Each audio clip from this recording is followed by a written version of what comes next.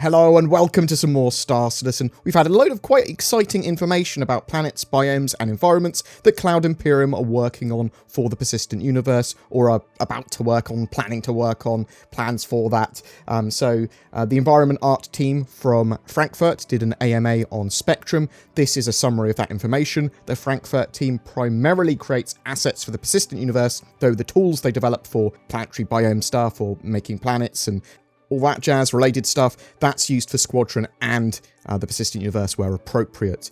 So let's start with the questions and answers. What are the current targets and goals for the planetary tools and the expanding gameplay area in the short, medium and long term? As you know, our asset libraries contain everything from geology, vegetation, surface materials, etc. Let's say we get to a point where these libraries are filled with a great number of different archetypes of rock formations, cliffs, trees, flowers and more. The bigger and more diverse of a selection of assets that we already have, the less likely it is that we need to invest time into creating new content for new planets. Example A, for a generic dusty rocky moon, we have more assets than we need, so we can start immediately putting together the moon and more similar variations if we want to. Example B, let's say we're asked to create a tropical island planet. In that case, we need to build all the necessary content, palm trees, tropical shrubbery, etc. that is required, since those are not yet part of our asset libraries at this point. The long-term objective is to build up a strong asset pack that can be reused for the majority of planets, so we can focus on adding more systems quicker. Due to our tools, we'd still have the capabilities to make planets feel drastically different despite some assets being reused.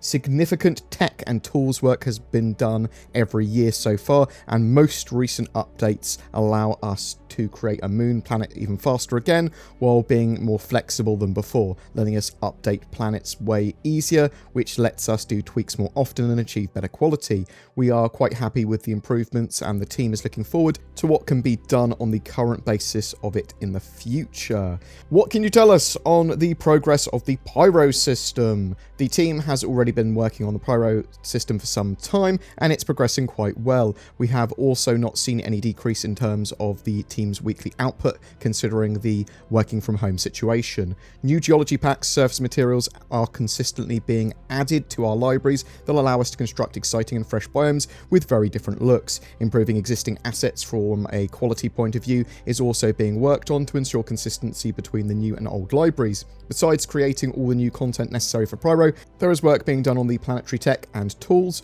which has always been a dependency. Any changes to tech means some kind of rework or adjustment on our end as well. This is a very good thing, because with these new changes, any updates and tweaks in the future can be done much more quickly. Pyro is supposed to have a lava planet. Are we going to see lava flow or volcanoes? Unfortunately, our tech currently does not support flowing lava or even water, so the art direction of the planet was changed to have static cooled down lava instead. It is definitely something we want to tackle properly in the future though, either as an update to Pyro 3 or a different planet in a different system.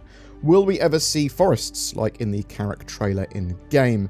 There are definitely ideas and concepts for having forests or jungles for upcoming systems. The Stanton system we worked on until now didn't require lush biomes, and the tech wasn't ready to scatter millions of plants to create a dense forest. We're still improving our tech to allow us to have more assets on a planet, but the environment team is already looking forward to trying something new and create some beautiful forests in the future. Will trees ever be breakable? We definitely want to have breakable vegetation in the future, but right now there's not any work or R&D being done on that. We're currently doing R&D for touch blending, so that botanicals will bend when the player walks through them or a vehicle drives through them, so breakable vegetation would be the next step beyond that. Are there going to be carnivorous and dangerous plants? We do have some plans for hazardous landscapes and dangerous plants in the future. To create carnivorous vegetation, we would need to build animated botanicals, which would mean working together with the animation department. The engineers would also need to implement how that reacts to the player when they enter a certain distance, that sort of stuff. How will existing planets be updated with new biomes? With one of the recent updates to the planetary tech, we are now able to change and add everything to a planet in a very non-destructive and more procedural way than we could have originally recreated the existing planets and moons at the end of last year. The improvement allows us to go back to any planet and any biome within them and update and improve that, and even add new ones if the necessity arises, as well as giving us some more natural transitions between them. Beaches? We've recently worked on more believable beaches and coastlines, but don't expect them to have white sands. Can we expect huge and unique planetary terrain formations like big craters? Huge craters, yes. Sometimes when we tackle new planets, we experiment a bit trying to figure out how to get visual features like those using our updated tools. Will older geology assets get replaced with better ones? Yes, and very soon as well. We are currently in the process of replacing a lot of old geology assets with new, better ones using the new organic shader, and will continue to do so until they're all to the same quality level. Are you working on different kinds of caves? Not at the moment. The focus for right now is on the Pyro planets. We had many ideas for caves that had to be put on the backlog in order to ship tier 1. We will revisit those once it is time to expand existing planets with more points of interest. But just to give you an example, we have prototypes for caves you can enter with different sized vehicles. Why are icy caves from the CitizenCon demo not in the game yet? The caves shown at CitizenCon are very similar to the ones placed down on Microtech and its moons. You're right, now with the server-side object container streaming, we're not bound by the number of caves in the verse anymore. The reason we didn't invest more time either just generating new rocky caves or actually working on completely new archetype like ice caves is the question of importance, and currently Pyro has higher priority for now. Personally, I would love to get back on working to the next tier of caves, improving their versatility, add more archetypes, play opportunities.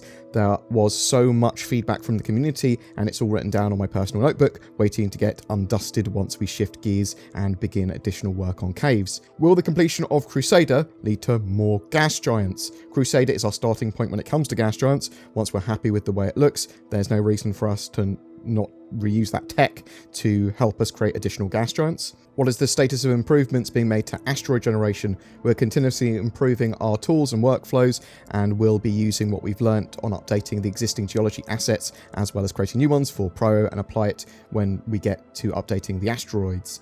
Will there be underwater plants and points of interest, etc.? You can already find a tease of marine assets like coral and seaweed on some existing moons and planets which have oceans like Hurston.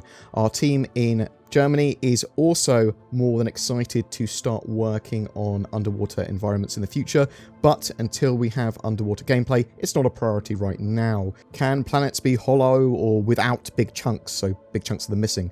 Using the current version of planetary tech does not allow us to create hollow or missing chunked planets. No big missing chunks there. There might be some other approaches to building planets should we get to building a planet that actually needs it, or changes to the tech that allow for that, but we will cross that bridge when we come to it. Will space and land minables in the future spawn stacked on top of one another, so you can have a variety of mining experiences and types and different mining equipment that will be needed to extract all of the minables from a single node or section? We already have first-person mineable rocks spawning on bigger ship minables. The idea behind it is that you need to get out of your prospector when you spot a smaller mineable and use the multi-tool, then head back into the prospector to mine the mineable itself, the larger one. We do plan to expand that functionality more in the future. Do you take future gameplay into account when crafting environments? We'll always go back to older planets and moons to make sure that we support whatever gameplay updates come in. For example, when we updated mining, we made sure to create and distribute a mining rock variation on each planet and moon. We do not want people to feel like there is no reason anymore to visit Daymar or Yela, for example, because other planets have more gameplay. Are you going to remove all or some of the rocks and add roads on planets and moons so that driving is more viable? Instead of creating artificial roads for pristine areas of a moon or planet, we are tweaking the density and placement of rocks to have natural roads appear by not spawning rocks everywhere. We'll definitely be working to create more sophisticated roads in the future though. And that's it for that AMA. And it was a pretty good one. I did compress any questions that were very, very, very similar that were answered into one question, one answer there. But I do love the devs doing those AMAs and more generally answering questions from the community and getting involved like this. That interaction has actually been increasing quite a lot as of late, and I think it's great. Keep that up, CIG. That is a good job on that front. But what do you think? Was your question answered? Did you get some information there that you were looking forward to?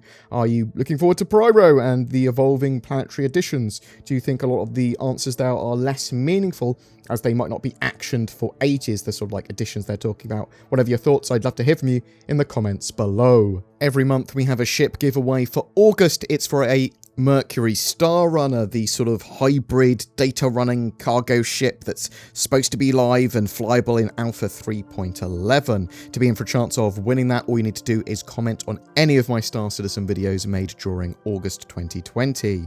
If you want to further support my channel, then consider becoming a YouTube member via the join button. This will also get you some exclusive content and insight each month.